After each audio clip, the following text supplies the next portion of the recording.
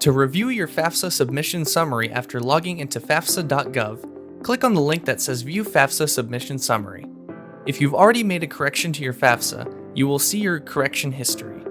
Click View FAFSA Submission Summary for the most recent FAFSA submission. Now that you've accessed your FAFSA submission summary, it is important to review it to make sure everything is processed correctly. There are 4 different sections of the FAFSA submission summary, including eligibility overview, FAFSA form answers, school information, and next steps. The first step is to review the comments under eligibility overview. This section provides an estimate of your eligibility for federal financial aid, including your estimated eligibility for the federal Pell Grant. At the bottom of the page, you will see your Student Aid Index, or SAI.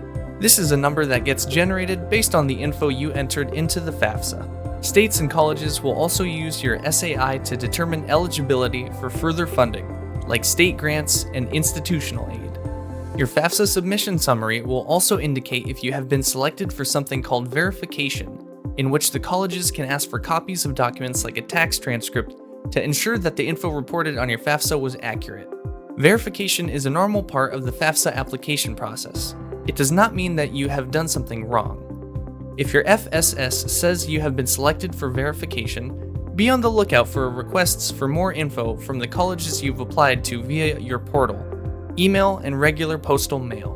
Respond to these requests as soon as you can so you don't miss out on financial aid. The next step is to review the FAFSA form answers. It is important to review your answers carefully and make sure all the information you provided is correct. If you review your answers and come across any mistakes, you can click on Make a Correction here to make the necessary corrections. You can also access corrections from the Actions menu in the top right-hand corner of the page. If you access corrections via the Actions menu, you must navigate the form to the area you want to correct. Next is the School Information section, which lists the colleges you have applied to, their graduation, retention, default, and transfer rates. It also has information on the average annual cost and the median debt upon graduation. It is important to review the school information to make sure that you have applied for each of the schools on your college list.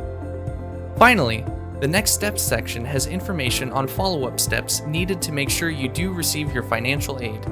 The first step is correct any errors on your FAFSA. This step gives you a chance to make any corrections. You can do so by clicking on Submit a FAFSA Correction. The second step is make sure your schools have everything they need. And the third step is look out for aid-related communications from your schools.